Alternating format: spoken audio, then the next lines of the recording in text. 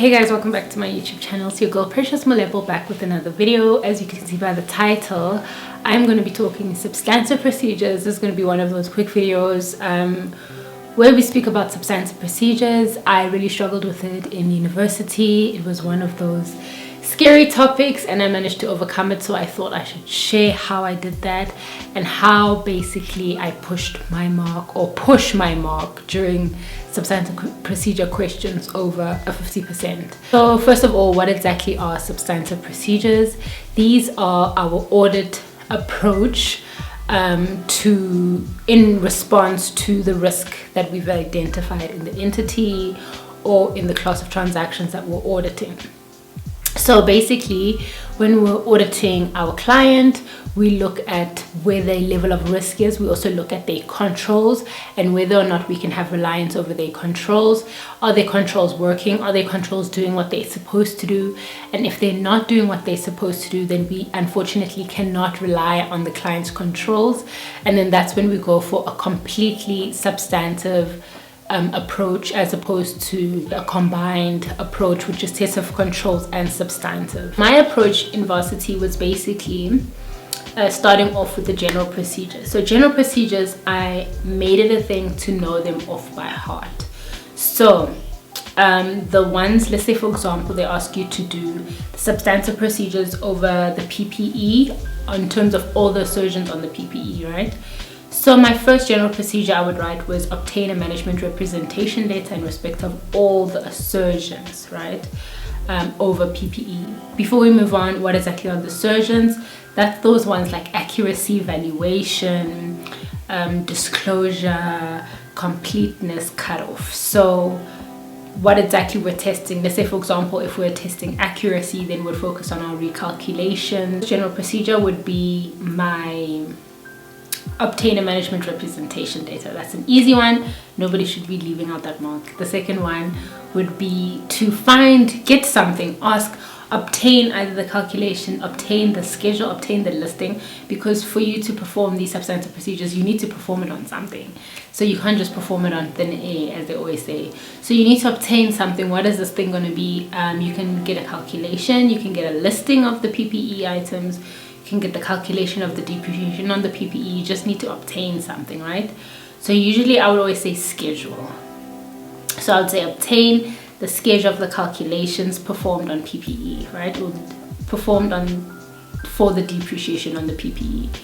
So once I have that calculation, my next general procedures or calculations, my next general procedures would be to cost and cross cost the schedule, the listing. So this is basically to make sure that, let's say for example, column A is your quantities, column B is your price per quantity, column C is your total price, right? So, or total cost or whatever. Cost and cross-costing is basically making sure that A times B is equal to C, making sure those calculations are correct. So the second procedure would be to cost and cross-cost, but remember that we need something to do it for. So don't forget obtaining a schedule or obtaining a listing or obtaining a calculation. And then my third general procedure would be to trace the amount per that calculation. So don't just say generally and say trace the amount per the calculation. Go and be specific. Trace the depreciation expense per the calculation to the trial balance, the general ledger, and the financial statements. My last general procedure that I would say and mention is to perform analytical procedures. Analytical procedure is, let's say for example, I pull up data on last year's depreciation calcs or balances, and then I pull up this year's data on the depreciation balances, and then I compare the two. So analytical procedures, it's in the name, we're analyzing data, right? So if I have and I pull out data for last year's balance that, okay, December 2021 depreciation came up to 20,000, January 2022, which is a month after the one that we just pulled up, came up to 100,000. So now there's an 80,000 rand difference in terms of depreciation expense. This is not reasonable. Why is there such a difference? Basically, how you would write that procedure is perform analytical procedures on the balance of depreciation from 2020 to 2021 to ensure that the expense is reasonable. Full stop. Oh yes, there's another general procedure. Recalculate for accuracy. I'm not sure if it's general, but I would always put it under my general procedures, or the first procedures are right. Obtain that schedule, obtain the listing, then recalculate it for accuracy. Those are the general procedures I'd pull out. But then there's the worst nightmare of ignore the general procedures. Basically, in your answer, just speak about the specific substantive procedures. This is a student's worst nightmare. But also another way that it can tell you to ignore the general procedures is if basically give you a list of the procedures that have already been performed, and the ones that have been performed are all the general procedures. So there's no general procedures that you can list from there.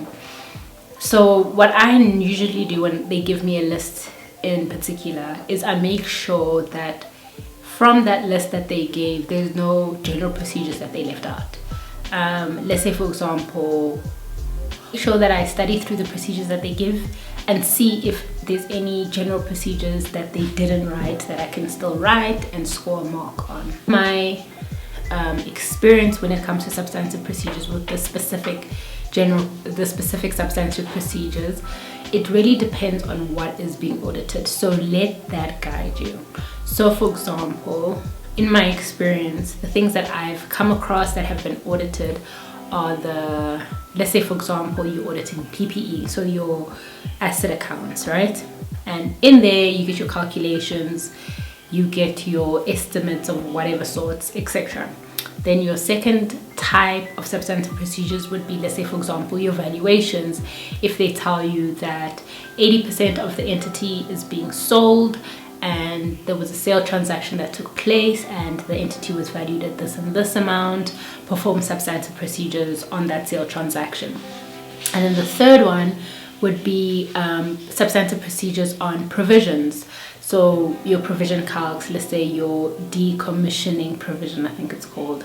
So for example, you're auditing a mining company and they made a huge hole in the ground to get like the minerals and stuff, and they need to restore that hole in the ground in the next 5 years. So they'll raise a provision. So the procedures, so perform substantive procedures on that provision that they have raised. So those are like the big, broad type of questions that I've come across. I've also come across, let's say for example, substantive procedures on share-based payments. Now there's that integration. Share-based payments, so that's like employee expense, right?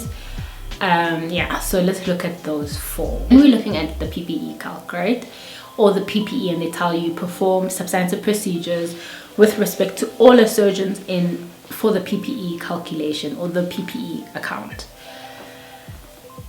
Or the PPE, balance. First thing I would do is I would I'd write out my general procedures.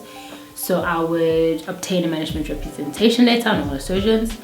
I would obtain a calculation, a schedule of the PPE held by the company.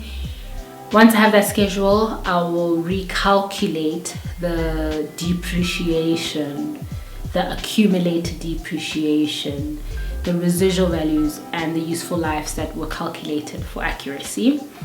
I would also cost and cross-cost the calculation or the listing or the schedule, and perform analytical procedures on the PPE balance or the depreciation expense amount from this year, so 2022 compared to 2021, to ensure that it is reasonable. So basically with analytical procedures, we're taking data and we're analyzing that data.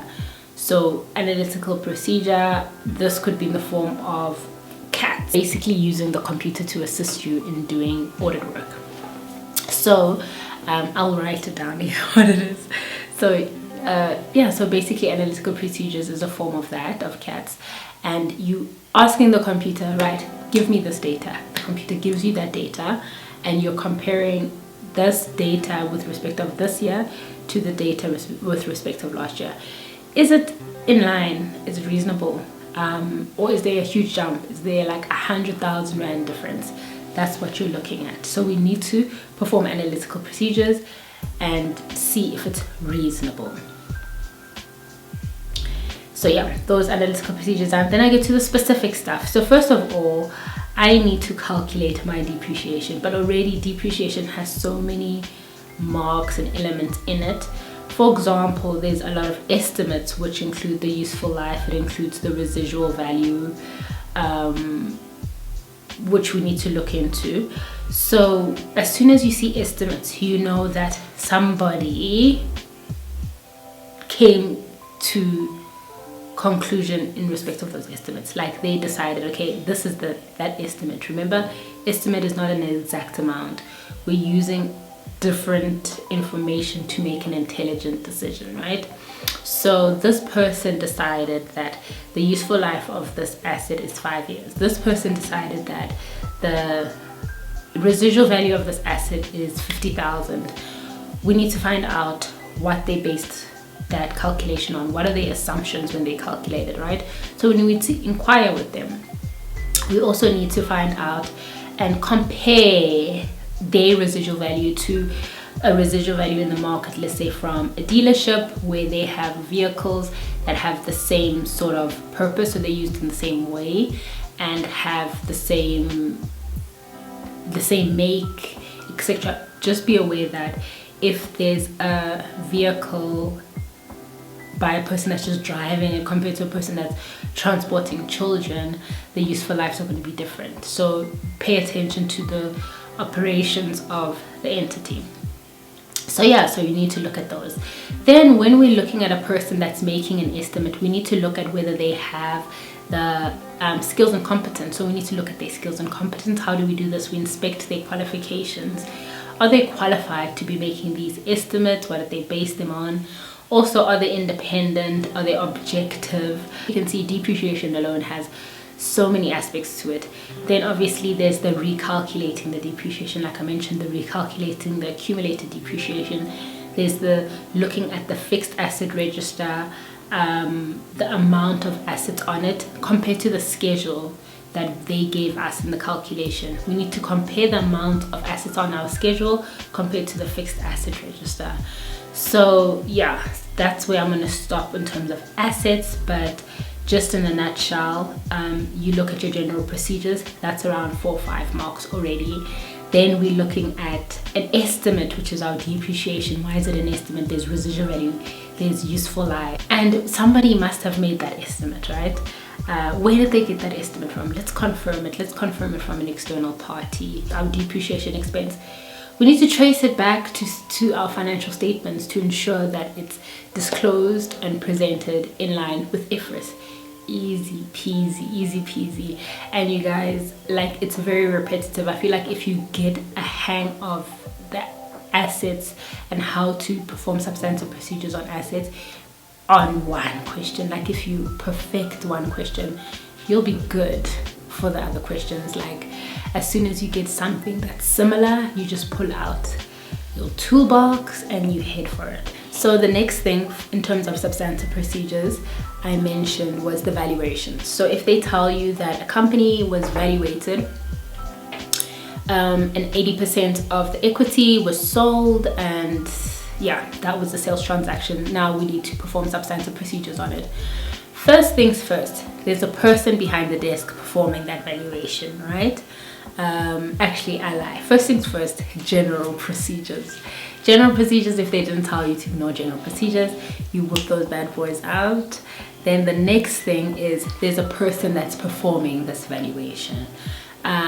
This again, very big on the, and it's such easy marks. As soon as there's a person, as soon as there's an estimate of some sort and there's a person performing it, pull out that the skills and competence of the person performing this valuation needs to be considered.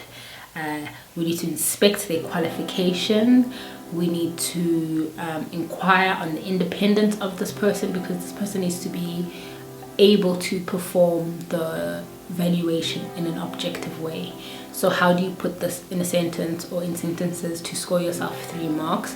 So we need to consider the skills and competence of the person that's performing the procedures or the evaluation.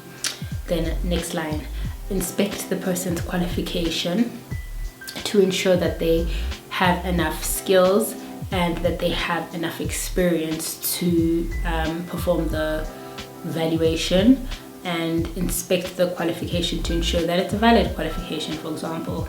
Then the next thing, and consider whether this person is independent and therefore able to act objectively in the evaluation.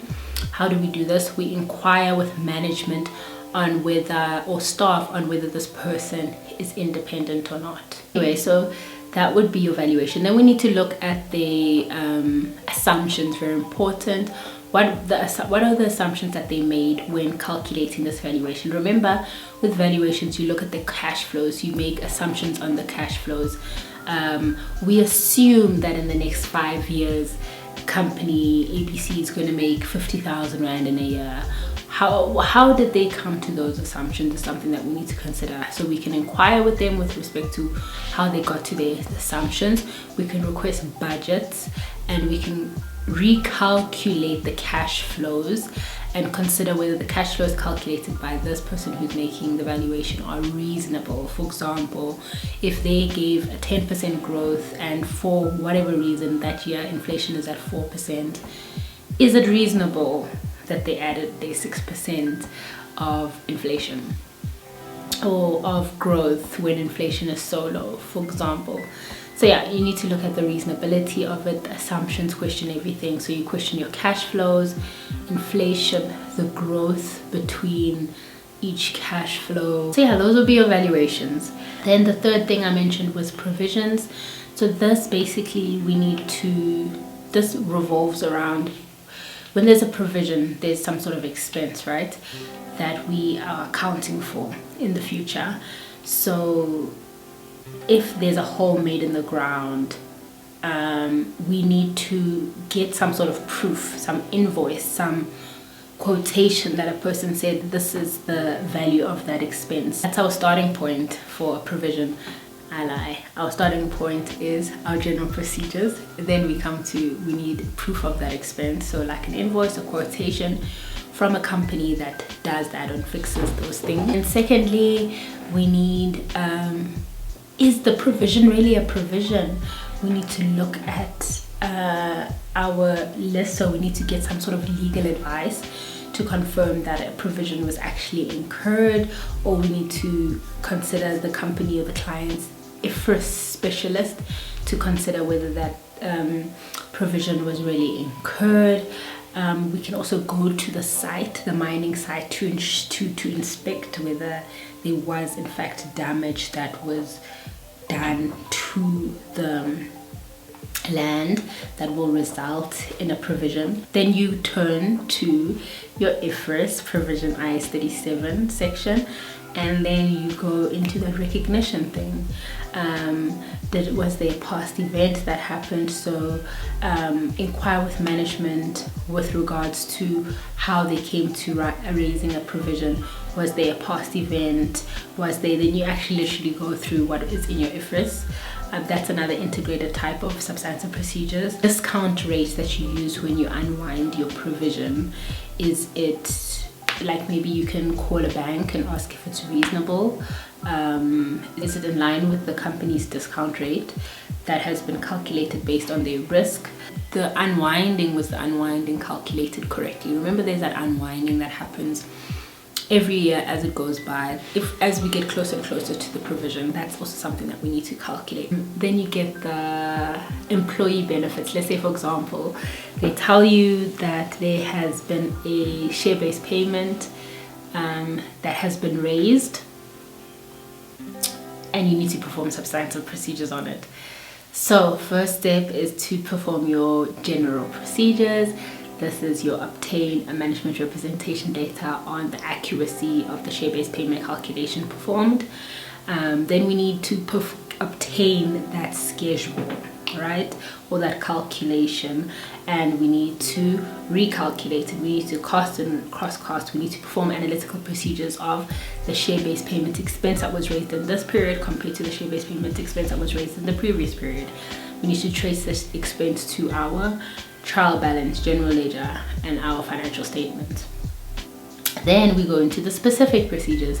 Share-based payments is an expense, so already, and also it's part of IFRS, so you can actually turn to IFRS 2. What I used to do is go to the illustrative examples, because it actually shows you a nice example with the whole calculation of the apportionments, etc. So I'd say recalculate the share-based payment expense ... so those two these, and then I would say make sure it's apportioned correctly for that year, so the right number of employees are used in the calculation. Make sure the right fair value price is used. The list goes on. But nice thing with IFRS Substantive Procedures is that you can actually go and turn to it, which is great, which helps so much. So you actually turn to your IFRS and let it guide you. Anyway, you guys, those are the type of substantive procedures I came across when doing substantive procedures. I know it seems scary, I know it seems really complicated, but honestly, once you get a grasp, as soon as you see the repetitive nature of substantive procedures, everything is easy peasy from there. Like I mentioned, the repetitive nature comes from the type of account you're auditing. If you're auditing a litigation or a legal claim, then you'll see the same type of procedures that come into play. If you're auditing a valuation of a company, you'll see the same type of substantive procedures that come to play.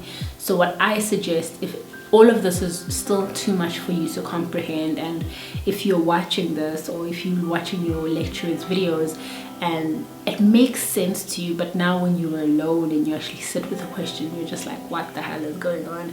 I think what I would suggest is take a few questions and slot them into which ones deal with valuations, which ones are more PPE accounts, which ones are lawsuits and litigations, and just see the repetitive nature when it comes to that. And then which ones do you struggle with from group A, B, or C? And then if group A, the PPE one, is what you struggle with, that's where you spend most of your time to try push your mark over a 50. Thank you so much for watching, you guys. Don't forget to like and don't forget to subscribe. Bye.